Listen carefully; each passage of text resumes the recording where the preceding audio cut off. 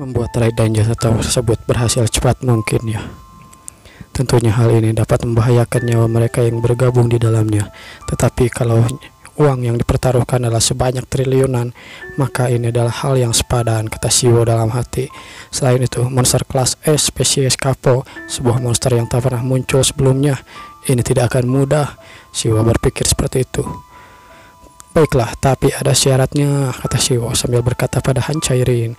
Sambil tersenyum, dia mengulurkan tangannya dan berkata, izinkan aku merekammu dalam channel YouTubeku. YouTube? Ya, tentu saja aku juga ingin dibayar sebanyak 10 miliar.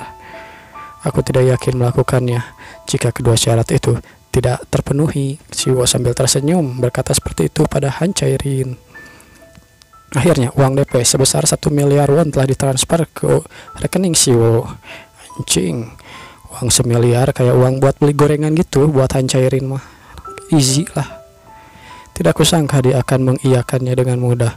Hal seperti itu harusnya aku minta lebih banyak lagi tadi, kata Siwo.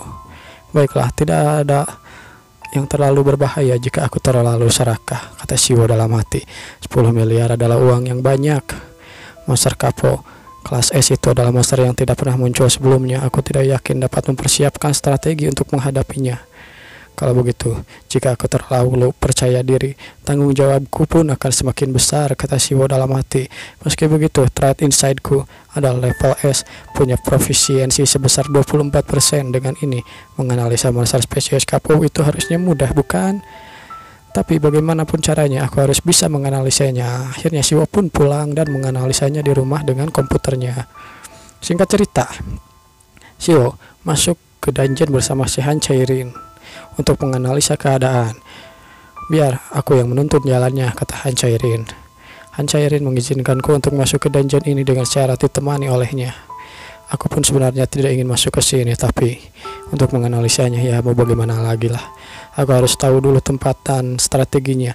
Jika tidak, itu akan berbahaya di belakangan nanti. Karena aku punya trait super strange dan seni tarung dewa, itu seharusnya tidak akan terlalu berbahaya. Bahkan jika aku tidak yakin mengalahkan bisa monster itu, setidaknya aku yakin bisa kabur dan melarikan diri. Suasana yang di sini benar-benar berbeda dengan dari dungeon kelas rendah.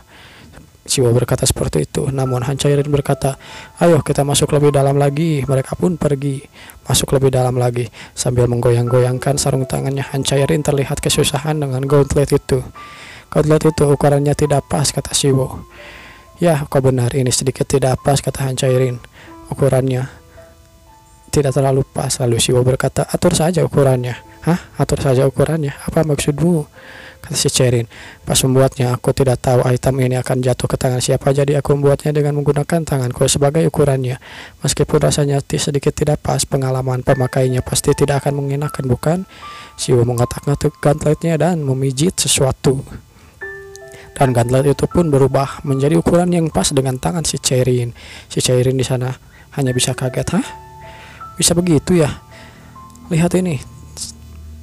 Tentu saja ini adalah layanan after sales. Sambil menunjukkan jempolnya, Siwo tersenyum ke arah si Han Cairin. Apa maksudmu? Bagaimana ada fitur semacam ini dan bagaimana kau bisa mengetahuinya?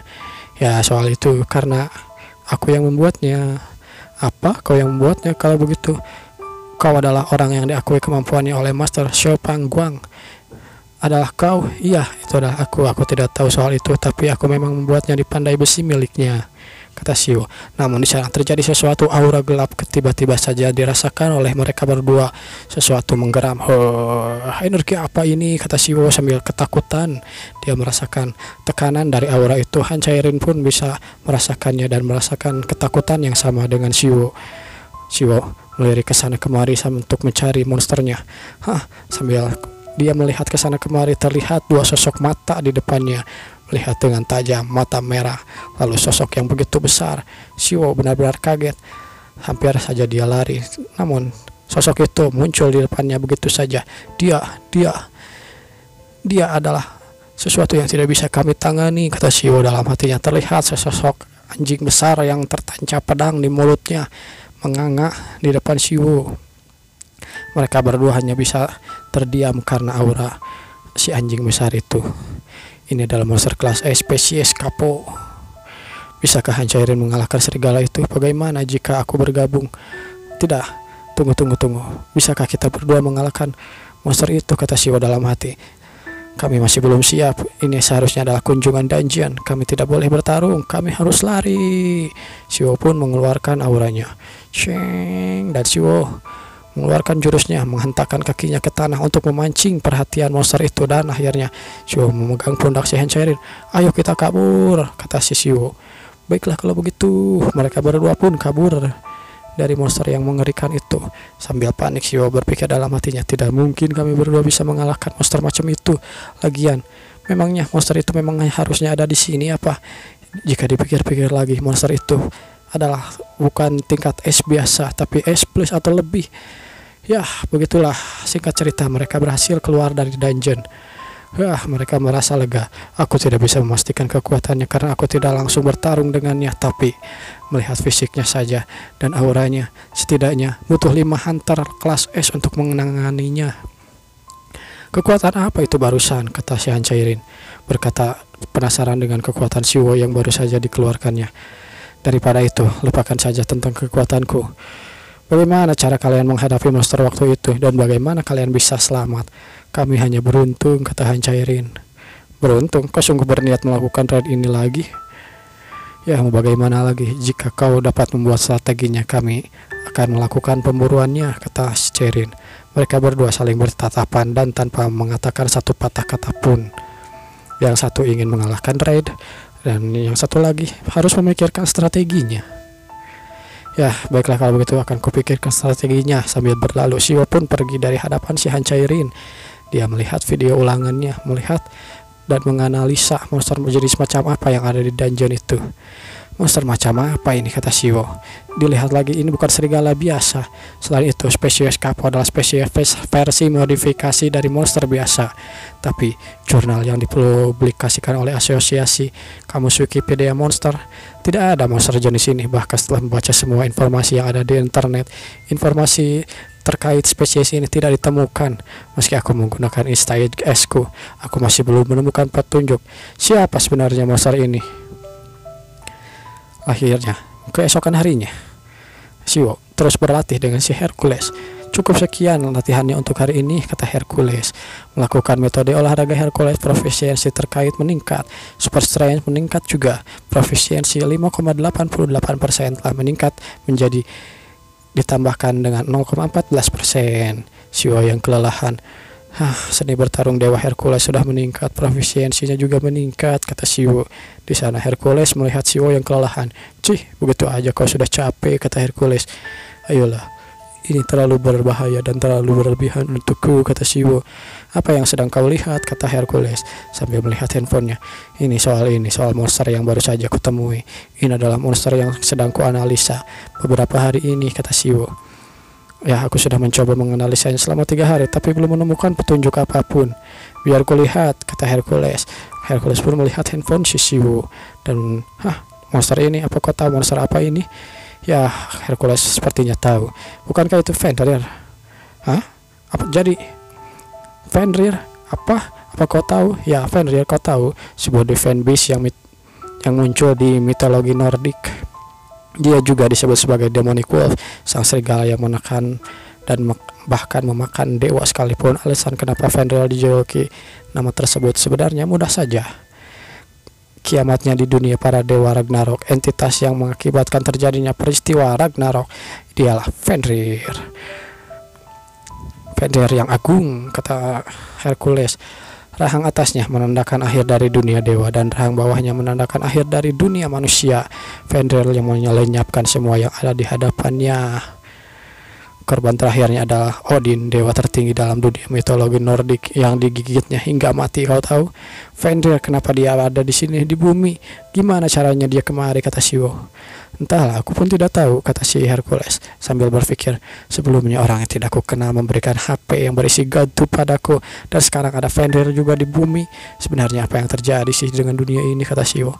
Jadi masalah itu adalah sungguh Fenrir?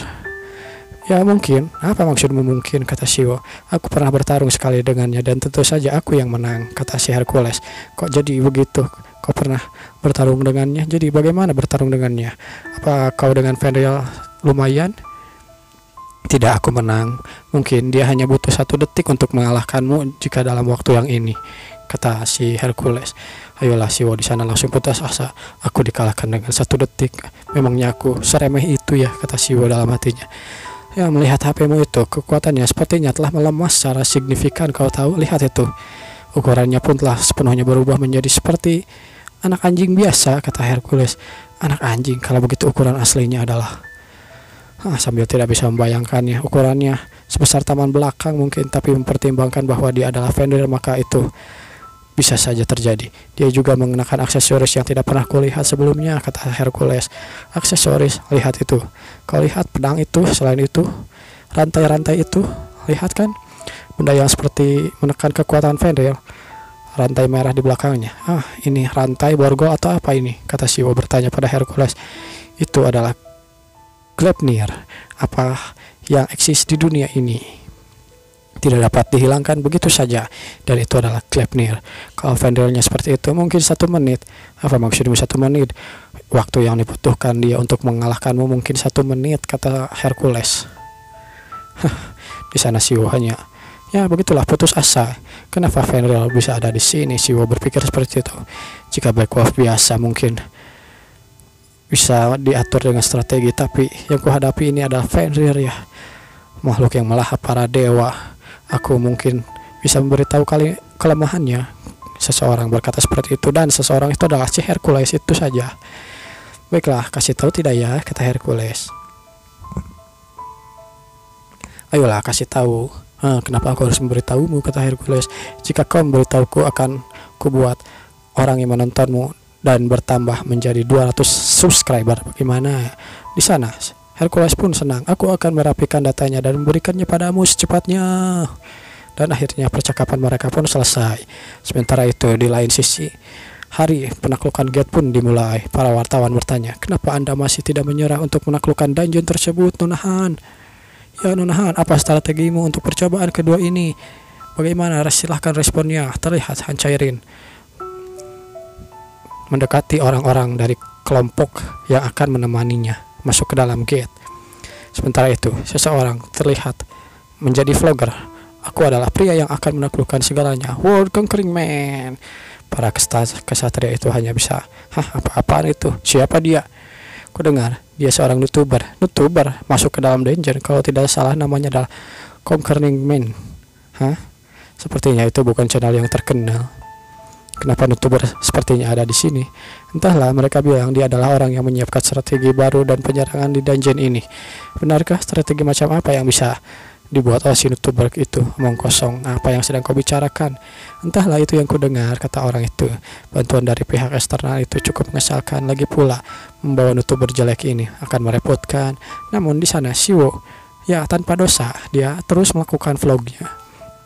Baiklah semuanya, jangan lupa subscribe ya. Apa yang kau lakukan setelah Dead Dungeon ini berakhir?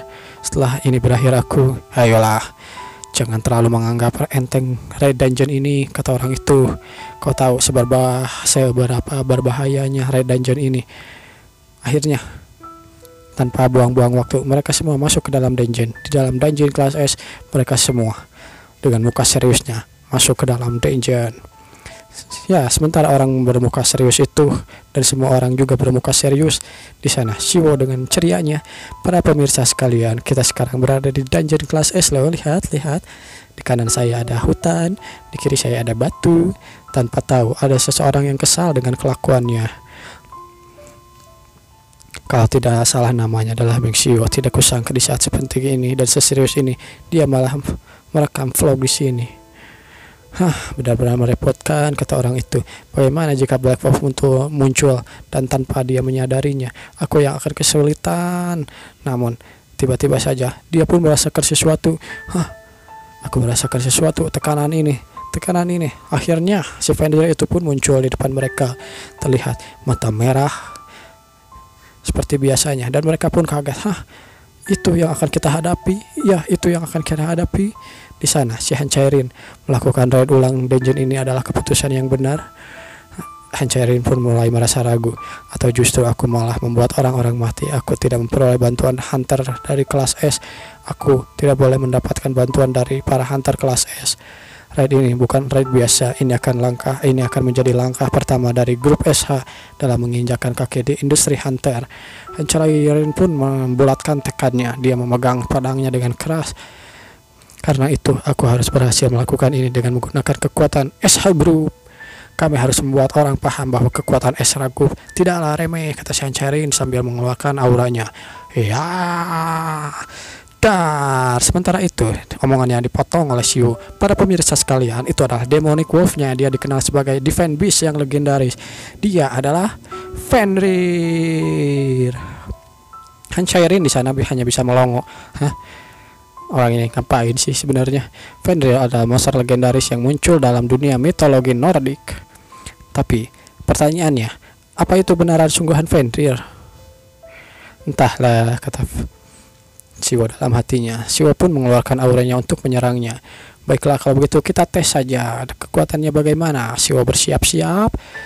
Shio pun mulai memusatkan kekuatannya di tubuhnya. Karena aku adalah World Conquering Man, pria yang akan menaklukkan segalanya. Mari kita mulai saja. Bahkan jika itu Black Wolf tersebut adalah Fenrir entitas yang menelan dunia, itu bukan masalah bagi aku yang World Conquering Man. Apakah sudah siap? Bertanya para si Hancharin. Strategi untuk sekarang adalah untuk menyerang Fenrir. Yang pertama adalah dar. Shio pun langsung melompat ke arah si Fenrir itu. Si Hancharin hanya tertegun melihat kekuatan Shio. Dia mau menghilang di depanku begitu saja. Shio melompat ke arah si Fenrir itu sambil mengepalkan tinjunya, bersiap-siap untuk memukulnya. Sejak kapan dia? Kata orang-orang yang lain. Dan si Fenrir itu yang merasakan dia dalam bahaya. Dia melancarkan tinjunya dengan kakinya. Awas, kata si Hancharin. Tidak ada. Dar. Akhirnya, di mana dia? Dia tidak kelihatan. Namun Shio berhasil menghindarinya. Shio bersiap untuk memukulnya dan akhirnya, bersiaplah kau Fenrir. Jebet. Das. Deng, apa yang terjadi? Aura-aura di sana benar-benar sangat kuat. Mereka terhempas hanya dengan kekuatan dari pukulan Shio. Di sana terlihat Fenrir itu ya hanya terasa seperti digelitik mungkin oleh si Fenrir itu.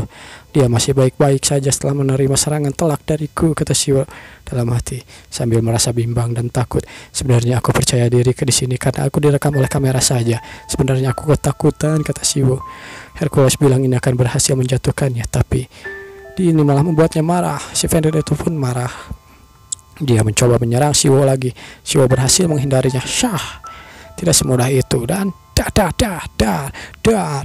Terjadi beberapa ledakan di sana yang membuat semua orang takut. Shio terus menghindari dari serangannya. Kita juga akan menyerang, kata si Hancharin. Bersiaplah. Hancharin datang dengan pedangnya.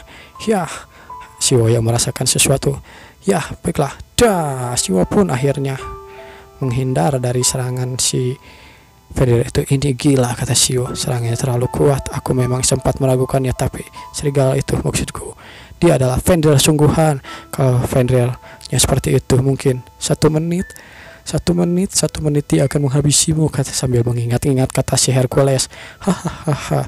Shio pun merasa kesal dengan apa yang dia ingat. Jangankan 1 menit, 10 detik pun aku tidak bisa bertahan selama itu darinya. Strategi Hercules tidak ada gunanya. Strategi itu berhasil untuknya karena dia adalah Hercules. Sementara gue kan Meng Shio yang manusia biasa yang kebetulan aja punya HP dari dewa terus ngesut. Rantai Borgo itu membatasi pergerakan Fenrir, jadi itu benar. Sambil melihat rantai itu, asalkan dia terbatasi oleh rantai Borgo tersebut, maka mengalahkannya mungkin bukan hal yang mustahil. Menang darinya memang agak mustahil, tapi setidaknya aku harus memberikan beberapa perlawanan. Tapi kami masih bisa menyerangnya, itulah yang kuharapkan. Namun terlihat sebuah tebasan muncul dari arah yang tak terduga. Rupanya itu adalah si Hancharin yang menebas si Fenrir itu. Wah, aku tidak sendiri sekarang, kata Shio. Hancharin berhasil menebas Fenrir itu. Dengan muka coolnya, Hancharin terus menebasnya. Si Fenrir itu pun melihat ke arah Hancharin dan dia mencoba untuk menyerangnya lagi. Wow, namun terlihat di sana bola api yang begitu besar ada di sana. Itu adalah bola yang dikeluarkan oleh para mage. Fireball, ternyata ada hunter tipe magic di tim ini. Aku beruntung, kata Shio. Terima ini, kata para mage. Dan si Fenrir itu pun diserang oleh bola api itu. Fenrir itu pun terbakar. Sekali lagi tembak dia dengan bola api. Fireball. Cium. Dar. Namun yang terjadi, dia malah memakan fireballnya. Fenrir ini terlalu OP, dulur-dulurku. Yang lainnya pun kaget. Dia menelan fireballnya. Dia sungguh memakannya. Apa yang terjadi? Fenrir itu pun mengaum. Mereka semua hanya bisa terdiam dengan ketakutan. Tetap teruskan, seseorang berkata seperti itu. Tetap serang dia. Serang terus. Serang. Sementara itu, Shio berkata pada Hanchirin, kalau kau melihat dengan teliti, kau akan melihat ada aksesoris yang membatasi pergerakannya. Hah? Kau sudah tahu itu kan? Jika kau bisa menggapai aksesoris tersebut, kau akan bisa menyerangnya. Kau tahu?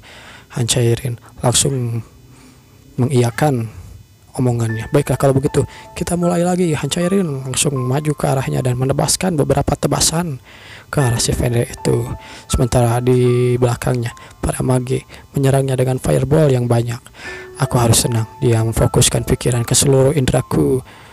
Lalu di sana Shio berkonsentrasi, memejamkan matanya dan berkonsentrasi. Lalu, bersiaplah Fenrir.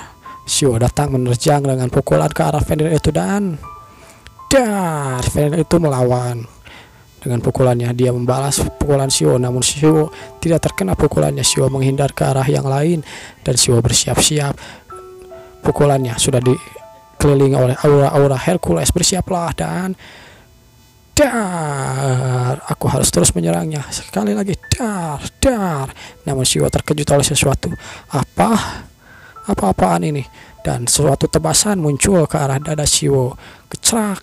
Shio terpental ke belakang. Hampir saja aku mati.